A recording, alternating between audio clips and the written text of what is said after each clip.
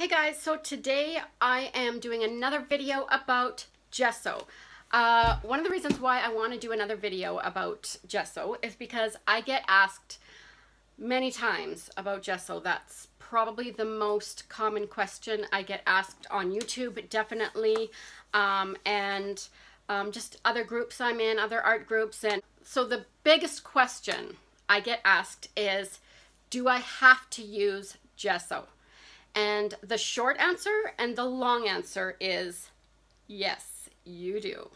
So there is a lot more to that answer. We're going to go through a lot in this video. I'm going to try to do it as fast as I can, but I wanted to, answer some questions that I get asked a lot. And I'm hoping that all of you people who are kind of confused about gesso and you're like, what does it do? Why do I need to use it? And like, seriously, it's just another step. Like, is it necessary? And what I'm hoping is once you get to know what gesso does and once you start using it, you'll be like, of course I'm going to use gesso. I love it. Because there's so many things that it does and can help you with, and you will just not even think of it as an inconvenient extra step. Although it's not an extra step, it's just a step.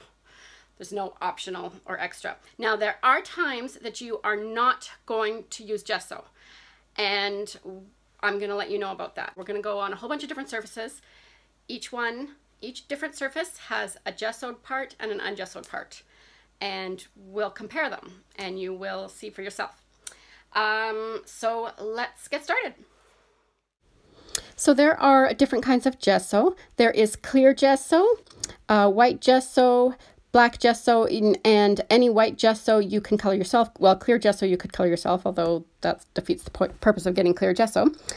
I also have a Liquitex Professional and a Basics. They're both fine. Honestly, there's lots of varieties of gesso out there, and most of them are fine. Some of them just have a different finish. And here is some DIY gesso. And I do have a link just in the top there that you can check out. But yeah, some gesso has more of a matte finish, some has more of a gloss finish. So just try different ones to see what you like. Okay, so first of all, gesso is a primer. So that's, if you think about priming drywall for your house, you need to have a primer on there before you can put the house paint on there. And that's basically what gesso is. That's its main purpose, but it can be used, it has many other uses as well. Another one being just as white paint. So here we are just putting it on a regular canvas. That is our first example. So another thing that gesso does is it prevents tearing and bleed through on any kind of light paper, even some heavy watercolor paper. It can prevent the canvas from tearing up, because when you're doing mixed media, you're just throwing all sorts of things at it. So it can prevent all of that tearing and bleed through. So I am doing this on a mixed media paper now, and I typically, when I'm making an art journal and when I'm putting together my own and on mixed media paper, I do like to gesso them, because then I know that they're going to work for whatever I put on there. If you're just using colored pencils, no, you wouldn't use gesso on that. You can just go ahead with colored pencils or ink. Watercolor, if you're doing watercolor and you want watercolor to behave in a watercolor form, in a watercolor fashion, and this is the watercolor that we're doing right now, you would not gesso, because you will not, you're covering up that watercolor surface that helps your watercolors behave how they're supposed to. So the only time I gesso my watercolor paper is when I'm using it for mixed media. And I do like to use my watercolor paper for mixed media because it's nice and thick, and I never use anything less than 140-pound watercolor paper for watercolors. So now I'm showing you just different variety of sketchbooks you can buy, and those are typically going to be lighter than even the 98-pound mixed media paper. And you definitely, if you're doing more than just drawing with a pencil on this, you would want to gesso it.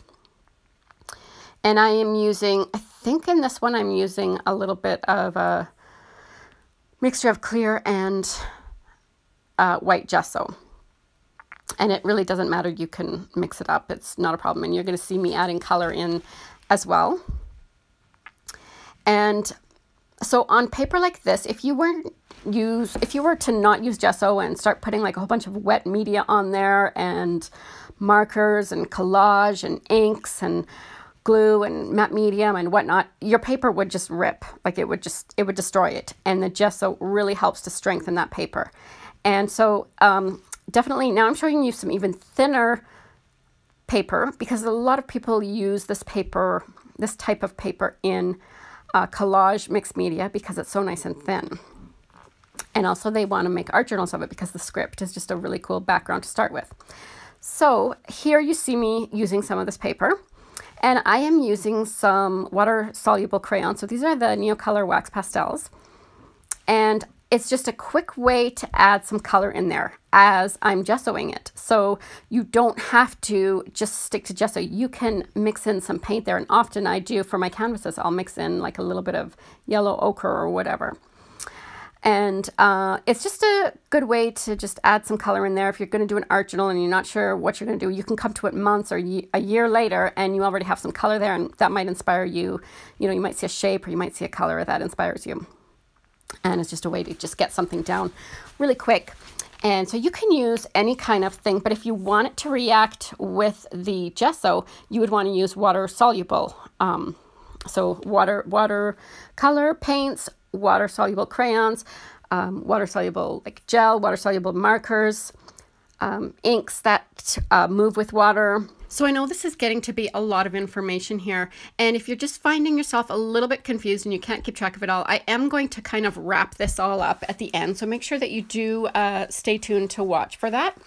And when I talk about behave in a watercolor way or a mixed media way, I am just saying the traditional way that a watercolor painting would look. You can use that on different surfaces, but it's not going to behave in a watercolor way. And here I am just adding some watercolor, or some water, sorry, into this just to make sure that I don't get it too opaque and that I keep some transparency there. And I'm also going to include at the end some tips on when you would use clear gesso and why you would want to use clear gesso, and when you definitely would not use gesso at any time. So you may find little diaries, planners, notebooks, and just whatever, you know, just little type things that you can find, little cute books. And one of the examples here I'm using is a dollar store book that I bought. And I thought it would make a really cute background for an art journal. And these pages are typically quite thin, quite cheap. And I'm just showing you another example of how you can use gesso to strengthen paper and to prepare it. Many people, when they're new to art, or they're not even new to art, but just do a lot of mixed media, and then, oh, I want to learn watercolors. Okay, so I got to gesso everything. I've been told I got to gesso everything. So then they gesso watercolor, and they're like, why aren't I getting the right effect? And it's because you don't gesso watercolor paper unless you're using it in a mixed media way. So there's that thing coming up again where you really do have to know how to, like, what to expect when you are using certain things. So right now I'm using traditional watercolors, and they are not moving. They're not doing that typical watercolor blending because I'm not doing them on watercolor paper. And I'm just doing them to get some color down on the page and to show you that I can put gesso in there, and I already have color. And just to show you that, you know, look how thin that paper is. It's almost falling apart just with that watercolor on there. So as soon as I put that gesso on there and it dries, it makes the paper so much stronger. And it's ready for some mixed media. It's ready for some acrylic paints. It's ready for some matte medium, collage, glue, Mod Podge, you know, whatever. And so there's just a variety of, you know, you might have some notebooks you want to do. You might have this really pretty notebook I have. It's kind of like a diary. I bought it in a dollar store for $1. And I just love the color that's already on there. And so I'm just showing you a few different examples here. And you really can use anything you want. You just have to know how to prepare it and what to expect, so that you're not like, why is this not working? Because it's very frustrating for people who are starting out, even if they've been working in mixed media for a long time, and then all of a sudden they're like, I want to do some more traditional watercolor, and they just can't figure out why it doesn't work, or, you know, some other thing. It doesn't have to be watercolor. And it's really, so you want a water-soluble medium, you want to use on thicker paper, first of all, and you probably want to use it on watercolor paper. Even mixed media paper that says will take wet medium. I wouldn't even expect that to work in a traditional watercolor way.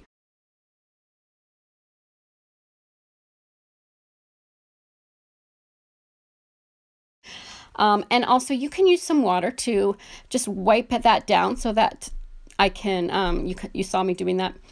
And then it just increases the transparency so it's not so opaque, because I do want some of those lines to show through. And now I'm just adding watercolor on top of acrylic paint. So you can really mix anything. You just have to know what to expect and what not to expect. And now I'm putting some more gesso on that. So that's priming it. Plus it's already painting on it and doing something, just getting some color on there. And you're going to see a lot more examples once we do go through these in more detail after this gesso dries. So now all of our gesso has dried on the various surfaces that we were using, and we're starting with the canvas one. And I'm just going through a variety of paints here. Some are quite cheap from the dollar store and some are more expensive professional grade, just to show you that well, more expensive, higher quality paints definitely do improve your paintings, and your, you know, it is a lot nicer to work with those. It's still necessary to use gesso for both the cheap and the more expensive paints. And this is actually a pre-primed canvas, but I always like to prime them again anyways, put some more gesso on there. And many times I will do a few layers of gesso. It's not necessary unless you're doing, you know, more detailed work where you really want to be able to blend. I will gesso, then sand that, then gesso, then sand that, then gesso, then sand it, and then I will begin my painting, letting the layers of gesso dry in between. And so I'll do that when I'm doing more of a fine art kind of painting with more representational detailed work, not for mixed media or for like the whimsical paints. I'll just put like the one layer of gesso on. And if I'm doing a collage mixed media where I'm covering the whole canvas in paper, then I will not even put a layer of gesso on, and I will be using Mod Podge or matte medium or clear gesso over top of my paper, which is a whole nother video that I can talk about in the future. So I'm just going through the different paints just to show you that the gesso really or the paint just really soaks in to the canvas, to the surface, when it's not gessoed, and it sits on top and it blends a little better. And because the tooth has already been filled in with some gesso, it there's not as much texture with the paint. There is still definitely some texture, the canvas showing through, and so you can kind of, it just helps to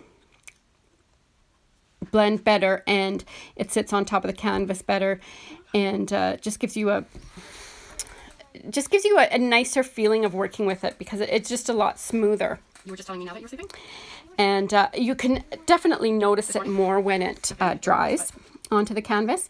And here I didn't have this in the first where I was applying gesso, but this is on wood, on a wood canvas, on a wooden, just the wood ones that you can get, the cradled wood. I'm not mad. So obviously it's going to soak into that wood. And if you wanted to paint on wood and you wanted to keep that wood look behind, there's different things you would do. You wouldn't want to use white gesso on that. And of course, after you do a certain amount of layers of paint, then you kind of do have that prime. It is primed just with the paint there after a few layers. But the idea is that you don't have to use the expensive paint, and you can use gesso. Even though it is expensive at times, it's still cheaper than using paint to put on those layers to keep your paint from, you know, you don't have to keep going over and over with your colors of paint so that they stop soaking into the canvas. You can use the gesso and then go ahead. And So I'm just showing you different blending here. Obviously it blends a lot better with the gesso, and in the wood it just soaks right in. I mean, it still works, but I always use gesso. It's just such a more convenient, it just makes your job so much easier as your job of painting on canvas. If you know, it just makes it so much easier, and it goes so much further, your paint does. And this is the fluid acrylic from Golden, and you can see how much farther it goes. So I'm just showing you a little bit of close-up here. The paint is dried, and you can see that, you know, the canvas is showing through there. I would need to add more to make it, more paint to make it more opaque, because basically now I've got a first layer down, and now I would go in with my paint. So the paint is basically what you've used to prime with, rather than the gesso on the left side. And on the right side, on the wood, I think it would just help you to keep it, because it's going to soak into the wood so much more. And now we are going into the sketchbook, one of the sketchbooks that I used for an example. So there's gesso on the right, and I just put those little pieces of tape there so you can see, kind of keep it clear in your mind. So these are my Neocolor wax pastels. Oh, and I'm also using aqua pastels from Jane Davenport. I'm just trying to use a bunch of different mediums just so that you can kind of see. But all of these are kind of similar.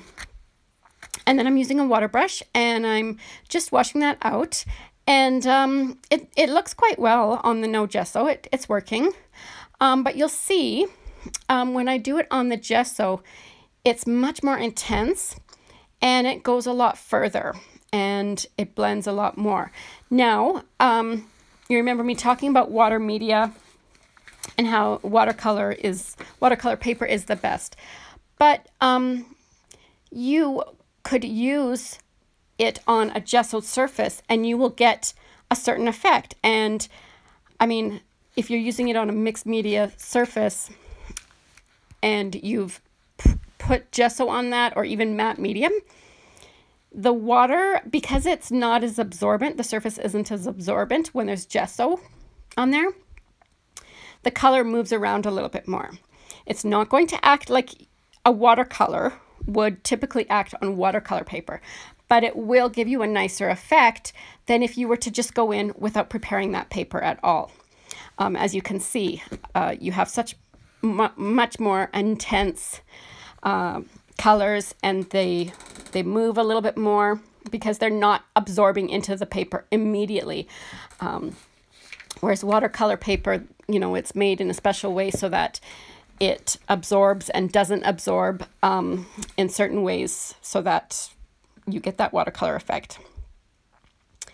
And when you put gesso on that, or even matte medium or Mod Podge, it keeps the watercolor from absorbing into that, so you can work with it a little bit longer. And if you put it on the paper, it just soaks right in, and you're done. You can't work on that anymore, really. And so now I'm just showing you another example here on a sketchbook. This is colored pencils. So I'm showing you on gesso and non-gesso, and the gesso, it is showing much more vibrant. However, if you go to blend it like you typically would, or burnish it with colored pencils, you are not going to be able to as much. So that's why you heard me mention earlier in this video, if you're using colored pencils or alcohol markers and whatnot, something like that, there are surfaces that are specifically for that, just like there are surfaces specifically for watercolor. And a lot of paper can work for, especially colored pencils, not so much for alcohol markers, but for colored pencils, you don't need to gesso. You can, definitely you can see on the right side that you can use them, and they work, and they actually show up very nice and vibrant, but then you can't blend. So there's certain things you won't be able to do. And again, here are some Tombow markers. So these are water-soluble markers, basically watercolor in a marker. And you can see on the right side, it just moves around so much more. On the left side, it's stuck there. However, I would not want to use these on a gessoed surface because it'll rip up my felt, the nib on the marker. So I would just be aware that that can happen. And I've also gone in with just an ink pad just to show you. There's not really much difference except that in the non-gessoed, on the other side of the non-gessoed, it bled right through. So, you know, you need to be aware of that.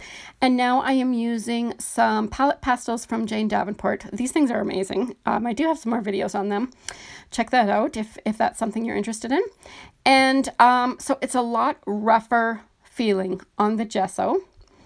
And on the non-gessoed surface, it's so much smoother. So there are certain art mediums that are just made for smoother paper. Colored pencils, alcohol markers, pastels.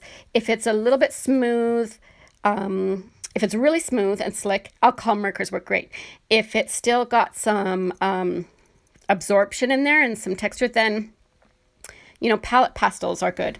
However, if you use super smooth, slick paper, palette pastels won't work. So you just have to know what kind of surface for different mediums. But let's get back to just talking about gesso. I don't need to add more into what you're already trying to keep straight.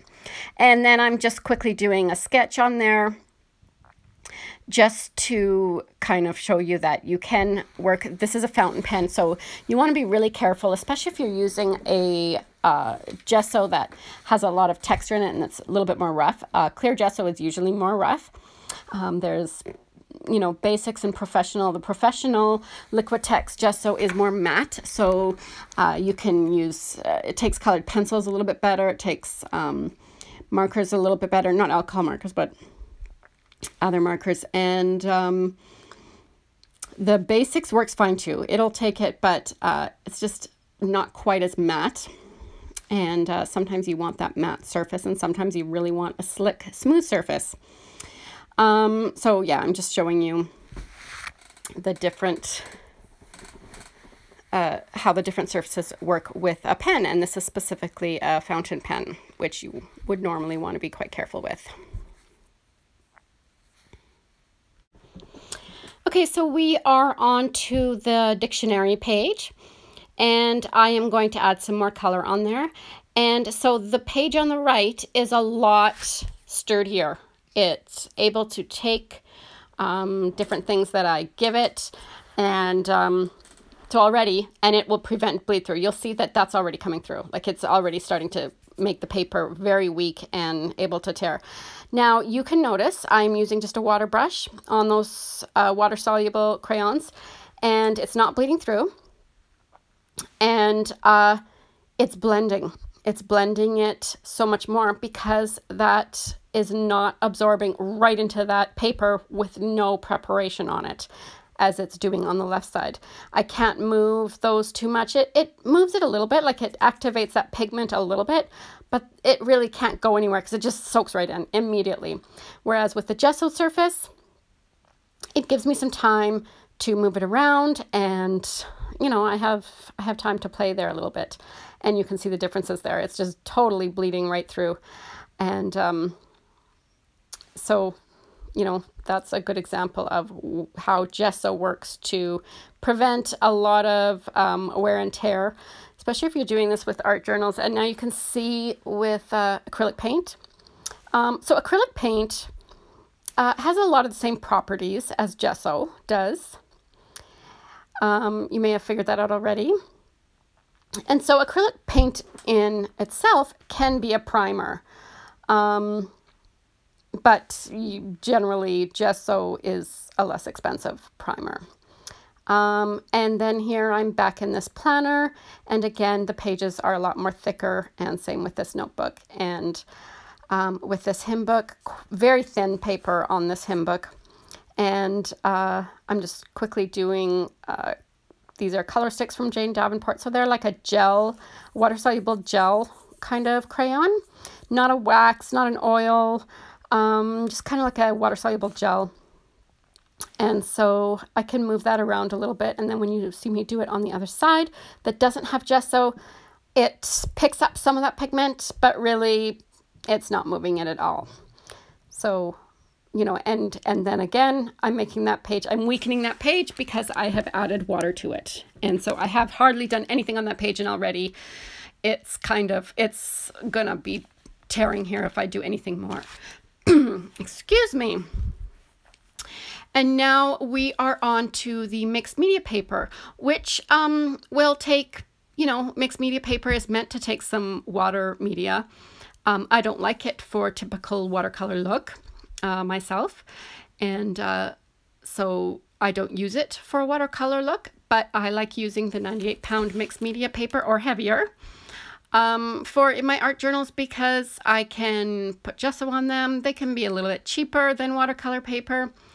So I don't mind putting them in, and I definitely use them for quick studies just to see like swatches, to check on pigments and see, you know, different things. And they're good for colored pencils. Not so good for watercolor markers or alcohol markers. Oh my goodness, there's so many. Can't keep it all straight. And they are supposed to take wet media, but they will buckle. So don't be surprised when you see it buckle. Even 140-pound will buckle. That's why I don't use anything less than 140-pound for watercolor. But in general, when I am putting together an art journal or anything that I know I might want to use a lot of media in, I will use 140-pound watercolor paper because I just know that if I want to do a typical watercolor painting, I can do that. If I want to do a collage thing, if I want to use paints, I can do that because it's thick enough. And so I just, as soon as I put 140-pound watercolor paper into an art journal, I know I can do whatever I want with it, and I can use watercolor. If I do mixed media, my watercolor paintings might not turn out as well as I'd like them to because it wasn't the greatest paper, the greatest quality of paper. So you can see the example of gesso here. I can still work with it because we saw that, you know, the watercolor will move, as we saw in the other examples. It will move, but it doesn't soak in, like the watercolor paper just doesn't soak in as in the same way as it would with non-watercolor paper or gesso. And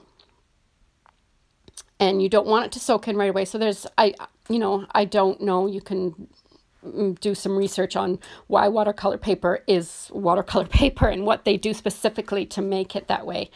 But you can see gesso will intensify any colors. And here you'll actually get to see now a much better example as to why you would not want to gesso on watercolor paper. So it cut it off there, but you can see the right is gesso and the left is no gesso, but the non is covered by brushes there. So don't get confused. That left part does not have gesso on it. So you know, this is the 140-pound Arches watercolor paper, and it just takes the medium just so much better, and it just works with it. It plays a lot better, and you get those wonderful washes of watercolor. You can see on the left there's just those really nice subtle, and it just blends into each other. And on the right, they don't play as much. They don't work together as well. Like, look at on the left side, they're just working together so well. The pink and the green, and then that yellow green just works so well together. And you can see my specific petals that I'm painting, they keep their form better. A lot of it is knowing when to go in and how damp you want your paper to be and how dry, how wet you want it to be. But they keep the form a lot better because it is soaking in, not immediately like the other non-watercolor paper we looked at, but it's soaking in just exactly the right, just exactly how I want it to soak in. Whereas the gesso, it sits there and then you lose that form, you lose those petal forms. So it has the right amount of time the 140 pound has the right amount of time that I want it to soak in or to stay on the surface. I hope I'm making sense. I feel like there's probably better ways to say that, but I'm hoping I make sense. And you can definitely see when I'm painting these blue petals here, they're keeping their form so much better because they're slowly soaking into the paper. So just the right amount of time to keep that form, but to like let it kind of play a little bit, but also let it sit on the surface so that they can play. Whereas the gesso, it's not soaking in and it's just losing that form. And depending on different pigments and qualities of watercolor paints that you use, of course, you can move the colors after a while, or sometimes they stain right away.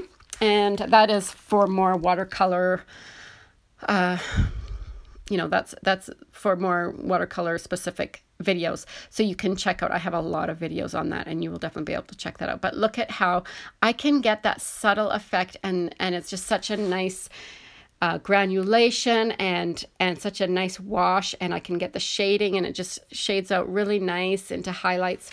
Whereas the gesso, it's still cool. I mean, you could definitely use that in a mixed media form and you could still get some really cool art there, but you're not getting that watercolor effect that you want to get. So when you're learning watercolor, you really need to use the right paper, because it's just, you're not going to get the right effect. You're not going to be able to do, like if I was to try to learn watercolor on that right side there with gesso, I wouldn't be able to do it because it's not doing what it's supposed to do, what watercolor is supposed to do. So how am I going to learn how watercolor behaves properly? That's not how it behaves. That, you know, if I just want to use it in a mixed media way and just put some color down and just see what happens, that's great, you know, go ahead. But if you want it to behave in a watercolor way and use it to advance your skills, you need to use the right paper for that.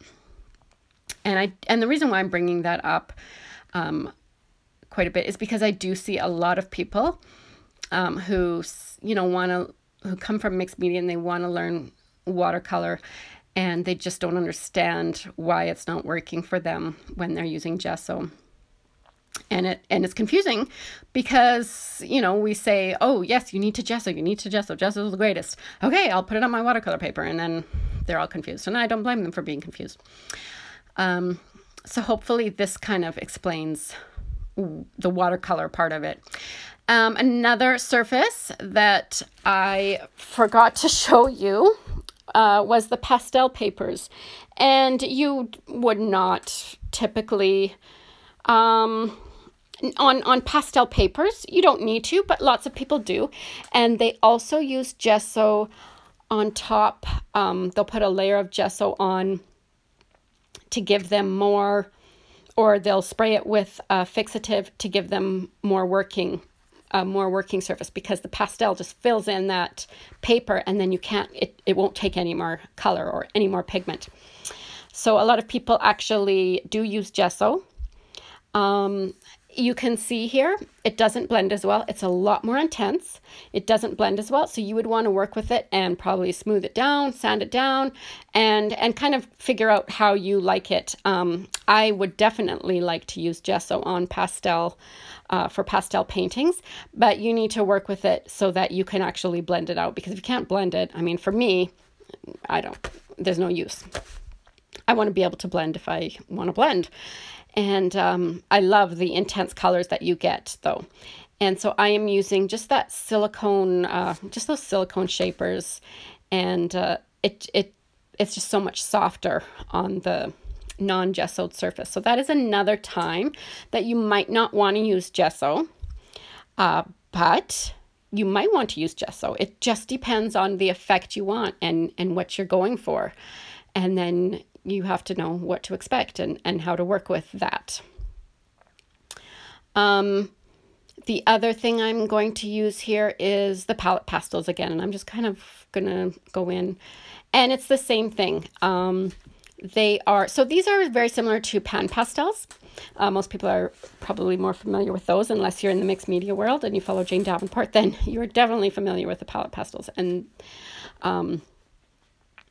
so this is very similar, and the pen again works quite similar, but it is a rougher surface again. So, you know, you might want to keep a pen that you're okay with, you know, might wreck the nib a little bit if you're using a fountain pen, and then keep one that you just use for, you know, those smooth surfaces, and that it won't wear and tear on your pen. The other thing that I wanted to say is a lot of people for pastel paintings will use sandpaper, which is clearly very textured and gritty, fine sandpaper. Because it has so much texture, it can take a lot of pastels. It can take some layers. So if you're doing an underpainting of something, you can do that. And then you want to do your painting on top of that. And lots of times the paper will be filled in with pastels. So you can add a fixative or you can add some gesso.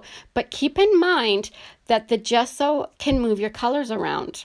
Any water-soluble things, that it instantly reacts with the gesso. And pastels would be similar to that. They're not, just because they're a powder, so they're going to move around. So you just have to be aware of different things you can do. Another way to fix your pastel is pastel paintings or anything, you know, mixed media work that has some pastel on it, is to put matte medium on it with a gel plate. And that is another video. So you know, if you want to learn about all these things, I do have lots of videos.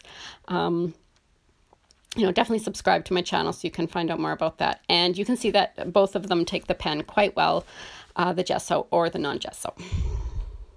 Okay, so just quickly, I want to show you some pastels on top of that, because I was talking about layering the pastels. So you can see actually on the gesso side, look at how when you layer another pastel on top, how awesome that looks.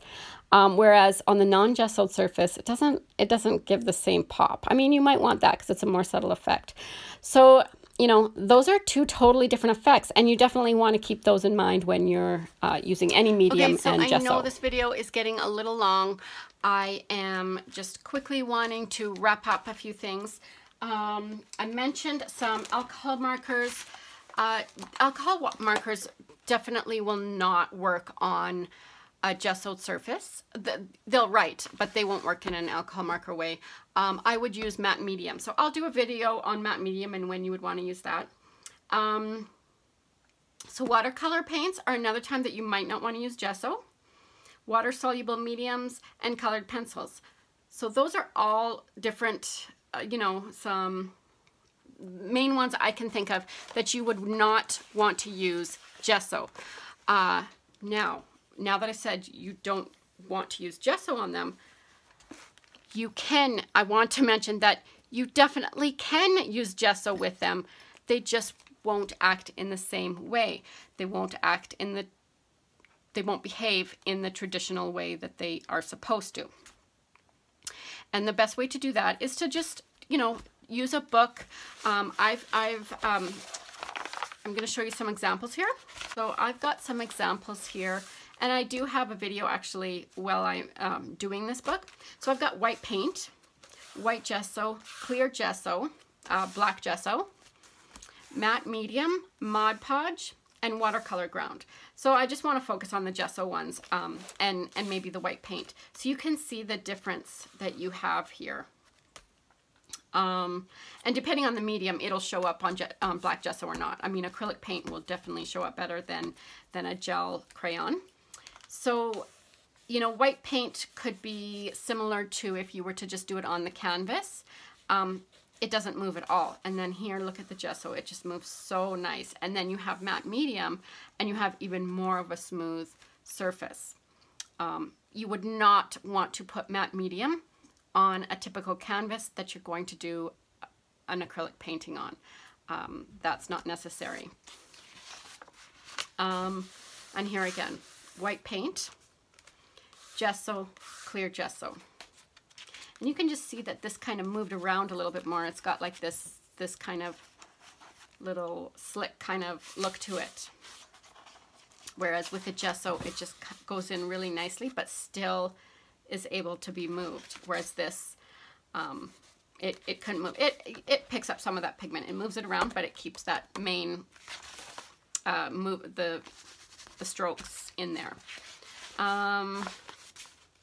So these are just different. These are oil pastels. These are water-soluble oil pastels. Here's some more oil pastels. So here's white gesso, clear gesso. And you can see those. I didn't do one that was just plain. So I hope there's some more here. I'm not sure what these are, but you can see that the gesso, oh, this is just watercolor paint, all right? Water-soluble Reeves crayons. And so here's the gesso, here's clear gesso, and then here's the watercolor ground and the white paint. All right, so I hope that that helped you. And I do have a few different things you can check out. Definitely check out other videos on my channel. I will put the playlist for my gesso playlist, and click on the eye up there to find those DIY videos on how to make gesso. I think I have 4 different ones. There's one that I still have to film for the clear gesso. And I have a Facebook group that you can check out. So you can ask me questions down below here, and you can go into my Facebook group, and I will put the link, and you can ask me questions there for whatever I didn't cover, because I'm sure there's more questions that I didn't cover. You know, can I use a blow dryer on my gesso? Can I dry it? Yes, you can. You know, those type of questions that I may not have covered. But this is a good, I wanted to show you this because this is a good way for you to kind of really get to see what gesso does. So set up a chart and just take, you know, even 5 or 2 or 3 crayons, water-soluble crayons, maybe some markers, water markers, you know, paint, whatever, and just make up a few charts, and then you can see for yourself, and it'll get in your head more when you've done it yourself, rather than say, okay, I'm going to draw something, I'm going to paint something in my art journal, and then you don't really know what you're doing. I always find that if I'm learning how to blend a certain medium, rather than say, okay, I'm going to learn how to blend it in this painting, I say, okay, I'm going to learn how to blend it just with a bunch of colors, and then I'm going to apply that to the painting. So you could use, you know, this and learn how this works, and then apply it to your mixed media art journal or to your canvas or whatever.